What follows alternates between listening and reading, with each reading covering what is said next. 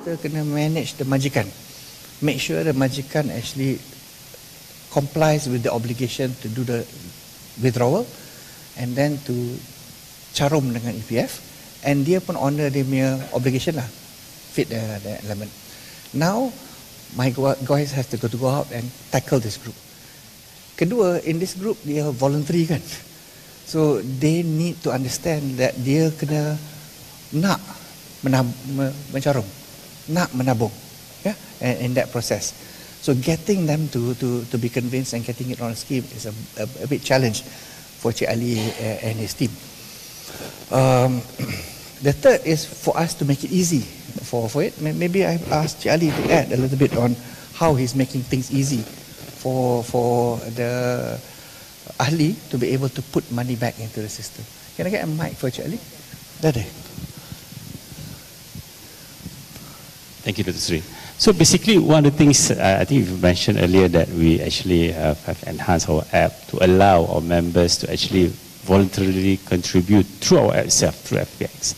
So you can choose any options at the minimum of 10 ringgit, but up to the limit of 6,000. Of course, you need to do based on your limit in your respective banking scheme. But that's one of the ways that we have actually allowed our members to actually contribute within our scheme. And Alhamdulillah, for last year, we have managed to obtain, just from that app alone, close to 400 million ringgit, just from that app alone. And it has increased our voluntary contribution from about 2.8, 2.9 to about 4.1, 4.2 billion. That's one of the things that we have done. What other things that we have actually do is basically, we've also encouraged our banks, Bank to You and so on and so forth, to actually contribute through online, because some of these banks actually allow standing instruction being done through EPF. Hence why we can ensure consistency of contributions to the scheme, and that's the things that we have done. Thank you. Those are benda-benda yang we feel are in our control. We can go out, we can do, we can execute, but requires us also to change the approach for our team, train them to be able to do these sort of things as opposed to service only in the physical area. You'll be seeing us also increasing our mobile teams this year, and we'll be announcing it later part of this year, where the assets become more like a mobile cawangan that goes out, particularly untuk kita tuju kepada area-area yang kita rasa underserved lah, terutama Sabah dengan Sarawak, where mungkin ada orang tu tak tahu, tak ada banyak interaksi dengan KWSP, so we go to them. We don't ask them to come all the way out to us, yeah, and make it easy for them lah. So those are the simple things that we can do, but a lot of hard work to get it activated. The second one will be things that we want to do from a re-scheme design. I put it in one of the slides also. So we are looking at how to enhance the scheme to make it better in terms of relevancy of the account structure and so on. And also, nak tengok ada pockets of society which are tertinggal. And for us, society yang tertinggal mungkin dia memang dah bekerja, yeah. But because there's a clause in the act that makes it difficult for us to create mandatory deduction, maybe kita kena tengoklah to change the act to facilitate so that we get better coverage lah and wider coverage. The third is maybe induce changes in our scheme so that there are natural incentives in the scheme, so that the people can personally want to do more, because they are encouraged through incentives that we will work in a kerajaan to the Aisaran scheme, for example. So there is a secondary incentive. Dia menabung, kerajaan memberi insentif kalau dia menabung. So those things actually facilitate changes in our scheme. So it's twofold. The ones that we can activate, tak payah tukar kaedah, tak payah tukar akta, we will push and do. With the focus untuk meninggikan liputan, to increase also the focus of adequacy into the system. The ones that need scheme in terms of fixing it and then getting the appropriate approval lah. The ones that need to get minister approval, kita kena, kalau masuk akta changes, we have to go through the process to get it changed. But suffice to say, daripada segi EPF, kita memang ada banyak cadangan yang kita akan kemukakan untuk memperbaiki skim yang kita ada. Ada soalan belakang. Assalamualaikum, saya Hazwan dari Berita Harian. Saya nak bertanya tentang simpanan syariah. Seperti yang berkatakan tadi, simpanan syariah bermula tahun depan 2024 akan diasingkan sepenuhnya. Soalan saya berkenaan dengan pulangan. Seperti yang kita tahu, sejak skim dia mula diperkenalkan pada 2017, terdapat perbezaan lah pulangan antara syariah dengan konvensional. Dengan yang terkini tahun 2022 ni yang paling tertinggi lah, beza dia 0.6%. So soalan saya, adakah selepas tahun 2024 kita boleh menjangkakan pulangan untuk skim simpanan syariah ni sekurang-kurangnya kompetitif dengan konvensional, ataupun perbezaan tu tak berapa jauh lah, 0.1 ke 0.2? Terima kasih. Seperti saya ceritakan tadi kan, kita telah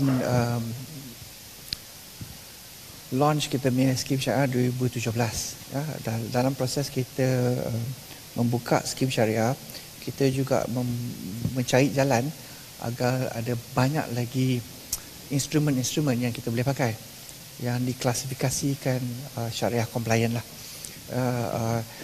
Lagi banyak instrumen, lagi banyak opportunity untuk kita memilih, lebih banyak peluang yang kita boleh mencari untuk meninggikan pulangan yang ada. Ya, seperti Malaysia memang terkenal sebagai satu Islamic financing center in the world lah. Kalau macam dari segi sukuk memang banyak yang ada dekat Malaysia, penerbitan sukuk pun banyak. Tapi mungkin ada aset-aset yang belum dapat diklasifikasikan sebagai syariah. Kita kena tengok macam mana nak masukkan ke dalamnya. Kedua, seperti saya ceritakan tadi juga, kalau daripada segi pulangan, bukan saja pulangan kita dapat daripada Malaysia, kita juga harus tengok macam mana nak membesarkan lagi liputan daripada segi luar negara juga. Ya, kalau kita boleh klasifikasikan aset-aset yang ada dalam sektor equity ke, sektor equity persendirian ke sebagai syariah, lebih banyak peluang untuk kita meninggikan lagi apa yang kita dapatlah. Jadi pemisahan skim syariah daripada skim konvensional bukan kerana apa yang dalam skim syariah tu tak halal, tapi kerana dia ada overall control yang mengatakan bahawa EPF maksimum kita boleh bubuh dalam fixed income adalah X, maksimum kita bubuh dalam equity adalah Y. Ya, jadi kalau saya nak labur lebih pada sebelah lagi, dia ada had. Tapi bila kita pecahkan, ya, kita boleh letak had limit yang lain untuk kedua-dua, dan peluang kita untuk membedakan pulangan lebih lagi. Jadi saya rasa kalau kita boleh buat macam tu, kemungkinan kita boleh meninggikan pulangan ada. Tapi kita harus ingat yang pulangan tu bukan datang daripada skim design saja.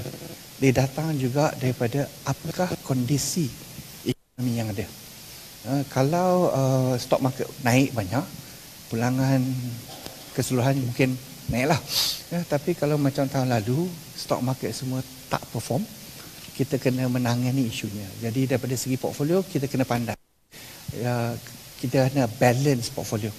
Jadi kalau yang ni turun, yang lagi bertahan, dan kita boleh stable design. So dari segi apa yang EP nak buat, kita dah buat banyak aktiviti untuk identify macam mana nak memisahkan aset dia, macam mana nak menguruskan asetnya selepas dipesahkan, macam mana nak account the returns bila dipisahkan melalui cara sistem-sistem yang ada. Dan juga kita dah membuka cara-cara lain yang mana kita boleh meningkatkan lagi aset-aset yang boleh diklasifikasikan sebagai syariah dengan sokongan Syariah Advisory Council yang kita adalah, yang betul-betul syariah kita masuklah. Kita tak boleh kata yang tu sebelum ni tak syariah, tiba-tiba overnight boleh jadi syariah kan. Dia kena ikut peraturan yang ada. Jadi itulah yang kita berharap yang kita dapat buat, bagi can untuk kita pecahkan, asingkan asset allocation mechanism yang ada, dan kita perkenalkan lebih banyak aset yang boleh masuk dalam skim syariah. Jadi pengurus dana yang ada tu mungkin ada lebih peluang untuk meningkatkan peluang lebih. Mungkin Puan Roy nak tambah lagi? Jadi apa ni? Ya. So plan ialah untuk memisahkan SKSS tu, ya, simpanan syariah, simpanan konvensional tu bermula 1 Januari 2024 lah. Jadi again, kalau tengok slide tadi, kita boleh optimizekan pulangan dengan asset allocation. Jadi kalau sekarang ni kita tengok allocation untuk private equity tinggi kan. You can see just now maybe double digit return. I think kita masukkan lagi lebih banyak lagi syariah compliant private equity. So tu semua tengah dalam progress lah EPF. So insya-Allah lah tinggal jawapan tu, insya-Allah lah boleh optimalkan lagi pulangan syariah. Datuk Seri Najib Esrawani. Saya ada 2 soalan. Satu adalah 5.35 dengan 4.75 would be a prudent number lah. Tapi based on the performance tu, berapa the actual number yang KWSP actually can give out? Normally ada kan the highest number that you can give out, tapi prudent that you put at 5.35 if not mistaken. Is that the case? Pasal ada mas saya tak dengar betul-betul tadi. Maaf. Based on performance this year, berapa the actual number that KWSP can give in terms of dividend, both syariah and conventional? Because 5.35 is the prudent number kan? And the other question would be di syariah punya ni dia mesti open untuk yang konvensional berpindah ke atau macam? Okay. Saya mungkin ada salah faham daripada setengah orang yang tak mungkin faham cara mana KWSP mengurus pulangan melalui dividen. Daripada segi KWSP, apa-apa pulangan yang kita dapat direalisasikan tahun tu, kita terpaksa kena declare sebagai dividen. Kalau saya untung 1 bilion lah saya kena pulangkan kepada ahli. Saya tak ada konsep untuk simpan reserve. Ya, kita buat cara macam itu kerana kadang-kadang ahli kita akan bersara lain-lain masa kan. Jadi kalau saya kata okeylah tahun ni saya dah dapat untung 1 bilion, kita simpan 500 juta, ya. Tapi ahli yang bersara tiba-tiba tak dapat. Pasal dia dah bersara, dia dah keluar pada skim kan. Duit dia kalau dah buat keluar semua kan. Jadi kita rasa mungkin tak fair lah pada orang tu. Jadi yang peraturan yang kita ada dalam EPF, apa-apa keuntungan yang direalisasikan kita pulangkan. Jadi kalau kita tengok dari segi dividen yang diberi kepada skim syariah ke, skim konvensional ke, apa yang ada tu adalah kesemua pulangan yang kita dapat tahun lalu. Jadi tak ada reserving policy dalam EPF lah. Ya. Untuk ahli yang nak memindah daripada skim konvensional ke skim syariah, dia boleh mengikut proses yang kita ada, dan insya-Allah tahun depan semasa kita buat penukaran atau menambahbaikkan skim, kita akan cadangkan macam mana nak mempercepatkan lagi the transference process lah. Masa sekarang kalau kita elect nak masuk skim syariah tahun ni, katalah bulan Mac saya elect, saya tak dapat masuk sampai tahun depan. Ya, jadi ada masa yang panjang lah. Ya, jadi kita nak tengok macam mana nak bagi inilah. Saya rasa juga kalau orang tu memilih kadang-kadang skim syariah ataupun skim konvensional, dia bukan saja tengok dalam cara pulangan. Pasal dia pun kena mengira daripada segi dia ikut macam mana ikut moral code dia lah. Dia kata saya nak ikut secara sunnah yang betul. Saya rasa saya nak semua pulangan yang saya dapat halal. Dan dia letak dalam skim syariah. Ya. Dan kalau kita letak dalam skim syariah pun kita tak payah nak mempercucikan. Tapi kalau kita ikut kita cara Islam yang betul, kalau kita tak konvensional, kita terpaksa mempercucikan kemungkinan ada pulangan yang dapat dalam konvensional tu bukan syariah compliant. Jadi kalau kita kira perbezaan dalam konvensional dengan syariah, penyucian tu mungkin lebih daripada pulangan yang kita dapat daripada syariah lah. So lebih baik masuk dalam skim syariah pada kita ambil skim konvensional lepas tu cuci lagi in that process lah. Jadi ini kita biar kepada ahli untuk menentukan lah apakah pegangan dia, cara mana dia buat, kita memberi opportunity untuk dia memilih mengikut apa yang dia nak buat. I think that's the obligation of EPF lah kan. Puan Roy nak tambah? I think jadi tadi soalan mengenai apakah actual income for syariah dengan conventional. So syariah is 6.8 billion and conventional about 48 billion lah from the 55 tadi in total income. Hi again. Sorry. So I just want to address your. I mean, this was actually quite glaring for me in the fact that when you put up the charts just now, your assets under management, your gross income, your gross investment income, as well as even the dividends that we're getting, I'm actually seeing a decline. I just was wondering if you might want to address that. I mean, 1.003 trillion is still quite a big number, but it's a decline from the previous one. And then it's a 20% discount, 20% decline from your GIV from the previous year. I just wondering if you could just address the fact that how the unusual withdrawals might have impacted these performances. But also, just a quick one. You showed a chart that showed that Malaysia's FBM KLCI has been pretty much underperforming since 2015. That's close to 10 years now. Does that change your strategy in the sense of, are you going to continue investing here, or how does it work? Thank you. Okay.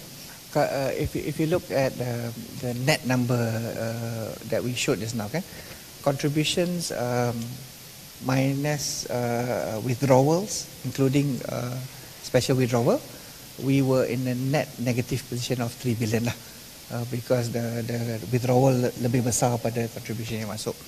At the same time kita ada pulangan, yeah, and part of the pulangan kita dapat income for the year. We also practice prudent valuation based on accounting standards, kan? Yeah. Therefore, it's mark to market. Yeah. That is not realized method, but we just incorporated it into how we classify assets under management, lah, kan? So therefore, it adjusts for both value lah. The most important thing that is different, I think, daripada EPF pada maybe some other funds, yeah.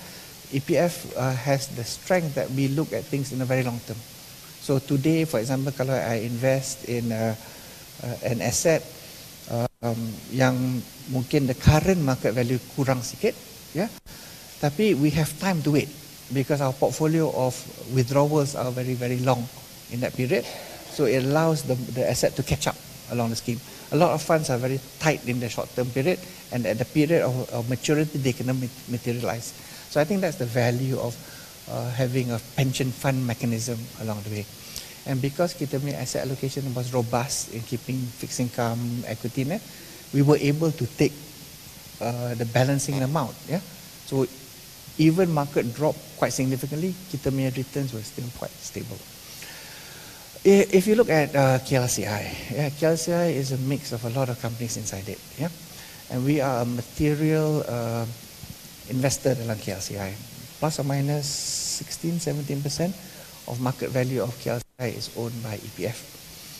So the key what we've been doing over the years is when we are concerned that the period may be a bit flattish and there's not enough opportunities to make capital gain, we can go defensive in the future. So when we go defensive, then we count on a good return coming in from dividend flows coming back. And if you look at last year, not all sectors in KLCI were underperforming. Yeah, the banks did well, the plantations did well, the oil and gas sectors did well. So we have the capacity within our fund management system to overweight segments that we like. So I think that vagrance will always occur in a maturing or a reasonably sized bursa. The key is for us to actually play whether we overweight or we underweight, whether we go defensive or we go growth, yeah, in order to enhance return. So we believe that KLCI still has potential. There are still good yielding assets that we can look inside. We hope KLCI will grow. We hope a lot more good companies will come in and list into KLCI, because there are a lot of institutions dekat Malaysia ni yang ada banyak duit. Yeah, and if they were to fundraise and put it in, the investing public has the capacity to sambut. Yeah, but what we need is more vibrancy coming in, more listings coming in, and more quality earnings coming in, so that it can lift that lah. But EPF will not be reducing its commitment into KLCI. We need to manage within the constraints of how much of the portfolio we've deployed, to pick the right sectors, and to move whether defense, growth, ride, or whatever it is that we want to do. You want to add more? So I think the question was also, the AUM today, there's not much different last year and this year, but why income is much lower? Is definitely the performance of the market. So what you saw last year was that both fixed income and equity dropped significantly, where all these years, you always have a cycle. This year is a fixed income year, or this year is an equity year, so you always have the buffer. But last year we've not seen this, unprecedented. It's a global financial market actually had extreme massive losses. And if you can see, big funds like CalPERS, like, what do you call that? Norwegian funds, they all are suffering big, massive losses. So because of that, income obviously will be impacted lah. Yeah.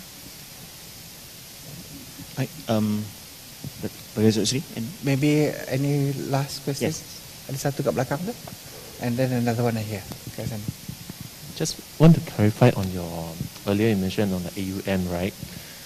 Sorry, can you speak a bit louder? louder? The AUM that you mentioned, I want to know that if this first drops since its inception in 1985 for the AUM, I want to know, is it the first drop since 1985? First, I think. Yeah, and also wondering that, can you please explain that what are the factors besides withdrawals that has affected on the decline in AUMs? And wonder if the trends will continue, because you mentioned there will be still a challenging investment climate in the short and medium terms. And perhaps you could have more explanations on what are the challenges that you foresee already for the short and medium terms, and how will this affecting your investment strategy for this year? Yep. Okay, that's all for me. Thanks. Because there's a long series of questions, kan? So if I forget, please ask me again. Yeah. Yes, this is the first year that we saw a drop in AUM. Yeah, it was a marginal drop, tapi it dropped. A few reasons. One, we said it was a withdrawal. We showed you the numbers of the withdrawal and so on. Second, as Puan Rohaya said, that markets were bad. Yeah? So when markets are bad, if you mark to market and we keep that in that number, then it will adjust the AUM to reflect that number. But it's unrealized. And we've historically always seen markets also climb back again. And because we are a fund, we're not forced to liquidate anything. So we ride the long-term curve. So to be honest, I'm not overly stressed about those sort of vagrances. But what we need to look at is, can we generate adequate returns in the year for our member? So that focus of generation is important. Kalau kita nak generate that return, where do we place the asset? That's where the asset allocation becomes very, very important. So as I mentioned to you just now, the world is still in a very choppy space. The central banks are still very, very worried about inflation. Yeah, and if you look at what the Fed has been talking about, they're still trying to push towards 2%. Yeah, whether they'll get there or not, okay lah, we'll see. Or whether they change that target, we'll see. But there's a lot of desire to help manage inflation downwards lah, because the inflation has a very negative effect to the rakyat lah, because cost effect so they want to curtail it down. There is a cost to that drive. So kadang-kadang in the process of controlling inflation, and driving interest rates up, you kill the economy. You push it towards recession. So when central banks are in that mode today, it becomes a very choppy market lah. So just give you an example. Towards the end of last year, the market was very convinced that because all the indicators that they were seeing in the US was pointing favorably. Inflation rates were coming down, job numbers were not getting worse, and so on. So the overheating economy was not a challenge. So the market was saying, okay lah, the Fed is going to pivot. They're going to pivot daripada naikkan rate, turunkan rate. Yeah, and in that scenario, the fixed income market could be a nice play. Yeah, so the assets that we pick up, masa the rates were going up, that were yielding, would have been a good asset that we can capitalize with a return. But because the environment is still uncertain, and we saw earlier this year, the numbers didn't come down fast enough. The Fed is still not sure yet. So they're still holding on the basis of. What we will have to do is actually look, okay, in this process, we buy on dips, and when the market jumps, we trade out. Yeah? And to some extent, that's not so bad though, because in a 2.5 months period, they moved from a pivot to no, Fed is going to tighten. And when they moved, there was opportunity to do things lah. So EPF has been doing that lah. It's been looking at bila the rate drop balik because the market overconfident, kita jual because we bought the fixed income at a higher yielding. Bila it's dropped below now, we say, okay, good opportunity, let's buy. Because we can take the portfolio in a longer term horizon. That's the value of EPF lah. The second thing is the ability for us to analyze which sector we want to overweight a little bit or underweight a little bit, because not all sectors move at the same time. Yeah, last year we actually swung quite a bit in the earlier part of the year into financials, because we saw the potential of rising interest rate. So banks will do well, and then as the rates all started to go up, we wanted to generate income, we let go of the shares. This year we saw at the beginning of the year the market reverse. Yeah, we started to collect back again. Yeah, so EPF has got that flexibility to swing and to make that so that we can generate income, at the same time buy and build the portfolio at the right cost. Which is why sometimes we also take write-downs. We didn't sell the shares are still with us, but we prudently adjust the value of the book, yeah, so that we don't overstate what we've got in the book. Yeah, but when the market improves, we have the ability also then to sell accordingly. Yeah, so there are a lot of tacticals that you can do during this period, but it does mean that we need to monitor probably much more than we used to be, because the rate of that change is very fast, and the whole world is very uncertain. Today pivot, tomorrow no. Today everything okay between China and US, tomorrow they fight. Yeah, and when they fight, then everybody panic and certain things happen lah. So the ability for us to move is very, very important. However, our asset allocation was designed with a specific risk tolerance level lah. So while I can move a bit overweight here, underweight here, take opportunity this, I cannot move this way. Because if I do that, I will swing the risk tolerance quite dramatically, and it will kill the potential of stability in the portfolio lah. So that's good, because it makes sure that I'm honest lah. The people cannot go play in the portfolio because there are guardrails that stop the portfolio becoming over risky in that side. So for us, we must monitor tightly. We must take opportunities when they come, but we must contain and manage within the guardrails. So I think we are guided by our asset allocation. That's very fundamental. As you can see, we have a very stringent asset allocation. So we are guided by that for our mid to long term. At the same time, we keep to fundamentals. Companies that has got good fundamentals, good return, dividend-paying stocks. So these are all companies that we continue to have in our universe. So in terms of strategy, there's not much change in strategy, because as I said, we are long-term, and that's important for us to keep to that discipline. Yeah. There was a question here first. I could go back to you. Ada mic kat sini? So I'll take the question here. I'll go to you, then last we'll finish there. Thank you so much.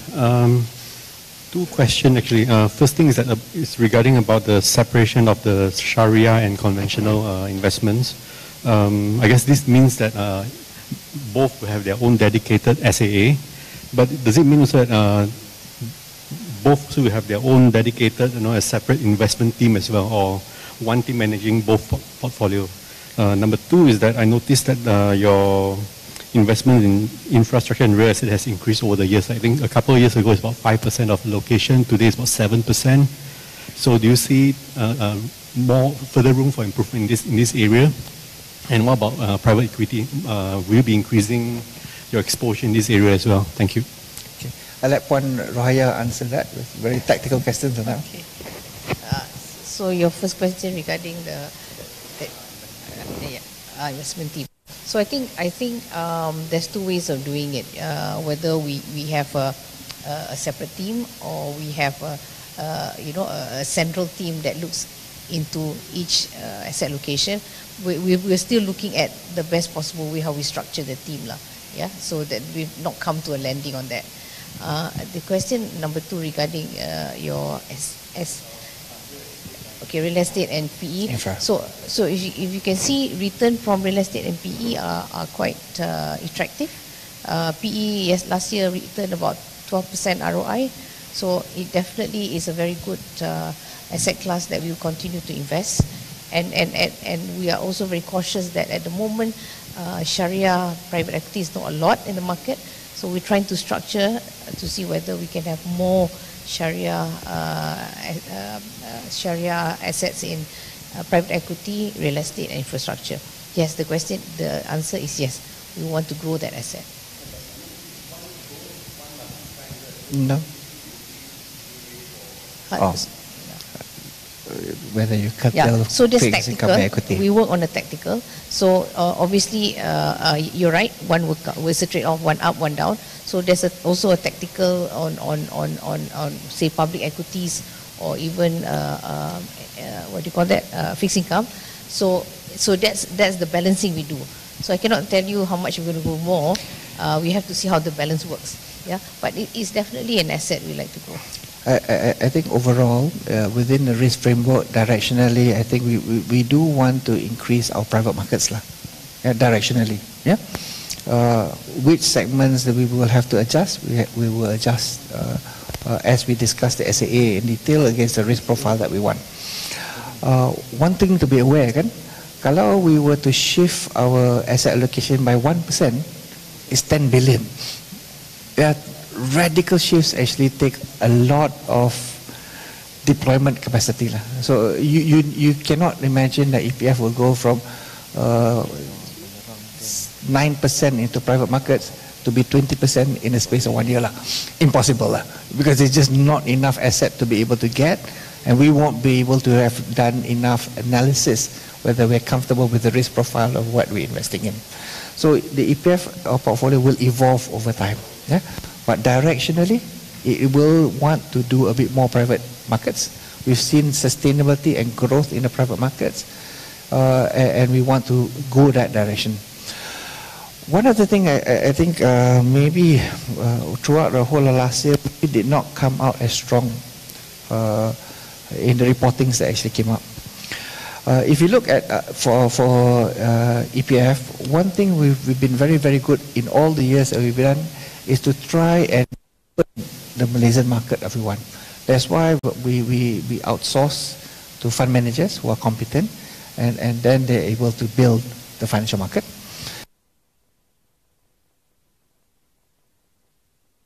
Well, because we want to push directionally the risk profile to a particular way, and we want to activate activities.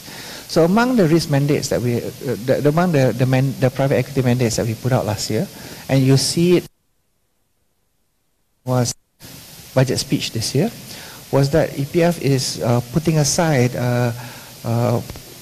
to private equity about R1 billion, yeah, to look at opportunities within the growth PE sectors for Malaysia. We think that the growth PE sector in Malaysia is underrepresented now. There is a gap daripada VC ke PE, and then from PE to listing status. If we can help fill the gap, do the good analysis, we can help the players in this market to actually get to that growth stage. They will also feed the pipeline ke the KLCI, and that helps us also build a much more stronger engine for KLCI. So in that process, we put out 2 mandates already. We're working on the 3rd mandate, and it will get up to a big gate that EPF will deploy, because we like that private market space, but we need to have good people and good partners who can also help us achieve that goal. So it's important to focus that. We also issued last year $1 billion of PE mandate for global Sharia portfolio, because we want to create a pipeline that feeds the Sharia for private markets. Yeah, and that's what EPF does. It creates things that can create the instruments that can actually fit the portfolio that it wants. And I think that's where scale is important. Kalau you're small, it's very hard to do. When you're as big as EPF, we can make, and other people want to follow with us. Sorry. Ada mic? Hi, Amanda from TV3.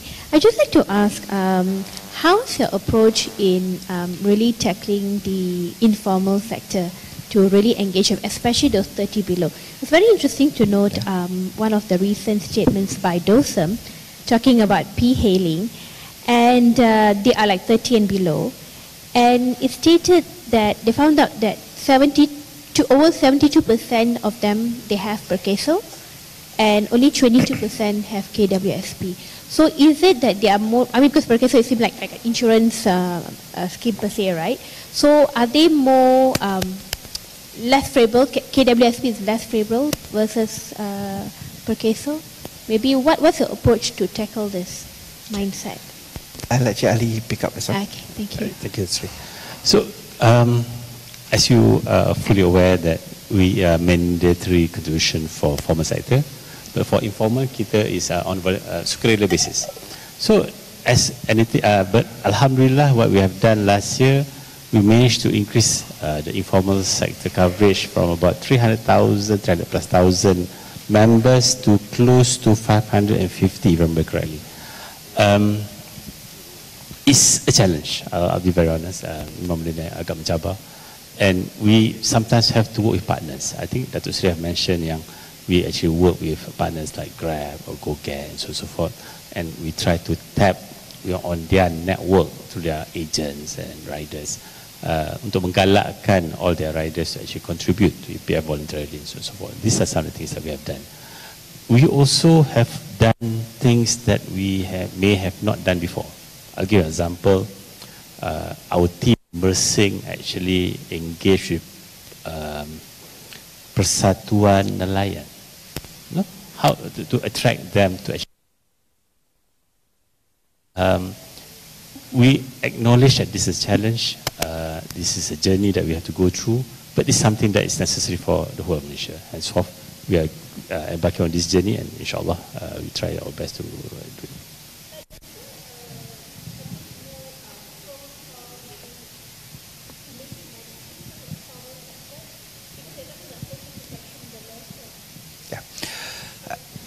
I think we are aware that there are gaps in our social protection framework. Yeah. So one of the key things that EPF is working with the government is to put together proposals for how to expand social protection network in Malaysia, and what are the things that we need to do to activate it lah.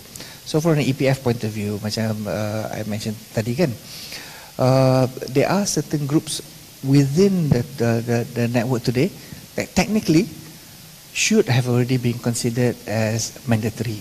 Yeah, maybe people like contract for service, because for all intents and purposes, they bekerja sepenuh masa. Kalau dia bekerja sepenuh masa, technically they should have had protection provided to them. They're not gig-like in that nature. So we need to try and get support to convince so that we can mandatarize that but maybe in a phase basis. Start first with voluntary, get them to register so they make the registration as easy, or we auto-register. Then they have to opt out. Then Cik Ali team will have to go knock the door and get them to, dah ada account, semua dah set up, masuklah sikit. Yeah? Or be very creative dengan cara we convince them. Then as things progress, they dah masuk, we can also start working on a graduated increase of contribution mechanism lah as we move to mandatory. Yeah, so there's a lot of hard work yang kita terpaksa buat, but we need to do it. Which is why I say in Malaysia, kita punya coverage is probably one of the biggest thing that we are trying to tackle today along the way. For SOCSO, I think SOCSO does a very important role kat Malaysia. They look after workers who are within the working age. Should anything material happen at that time, they help support during that period. EPF has the next stage of social protection, which actually to prepare people for their retirement age. So the two actually has to work hand in hand to make sure that the coverage net is actually very, very good.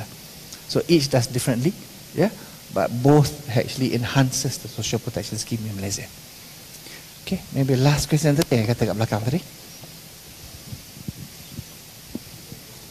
We're going to take one last final question. Thank you. There's a write-down in your listed equity portfolios in 2022 worth 3.43 billion. Is it a accounting standards, or may I know what is the reasons for this? Is it and also the amount, is it concerning for you guys to do that? And the second is on the withdrawals. Do you guys have the analysis in terms of why specifically like these two groups, Buletin and Indian, has more withdrawal in this withdrawal schemes? Do you have any analysis in terms of these things? Okay. For the first question, I will let Puan Rohaya tackle it. Cik Isham will pick up the second question. Okay, sorry, can you just repeat that question again? The second one. In terms of the withdrawal for the two groups, for the Bumiputra and also the Indians, where you see a huge drops, 70% and 40% drops in their savings, mean savings. Do you have any analysis or explanation on this, showing these tables? I'm sorry, I just didn't quite get that. Maybe if you remove your mask. Sorry. Yeah. Sorry. Not quite clear. I just want to know any explanations on the chart or table that you show on the withdrawal for the races in terms of the Malays groups and also or in Bumiputra or the Indians group, where we saw significant drops in their mean savings. So could you please why that happened? Yes, yeah, okay. Yes. Okay, fair enough. Thanks. Very straightforward. If you look across all four withdrawal facilities, from Ailestari to Aisina to Acitra to Pengeluaran Khas, 3/4 were Bumiputra. So if you look at the breakdown of who actually withdrew, almost 3/4 of them were basically Bumiputra.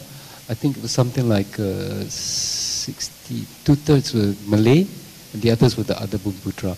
So in terms of who actually withdrew, it's basically Bumi. There was, I think the Malaysian Indian roughly withdrew in line with the proportion to the population, but Chinese was much lower. So essentially it was the Bumiputra were overrepresented in the withdrawals. Right? So they're the ones who withdrew. So correct.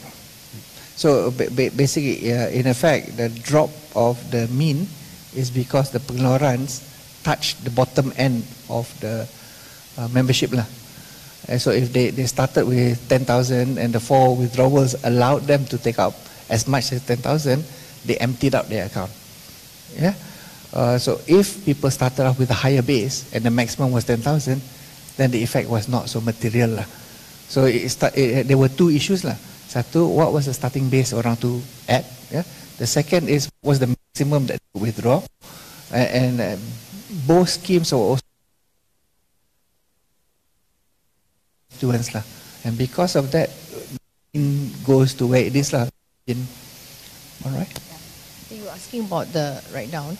So, so we apply a very prudent management to make sure our portfolio is very healthy. So when the share price hits a 60% down in value, we will write it down. And we'll do it every quarter because we want to make sure that we have to ensure that the portfolio remains healthy over the years. Yeah.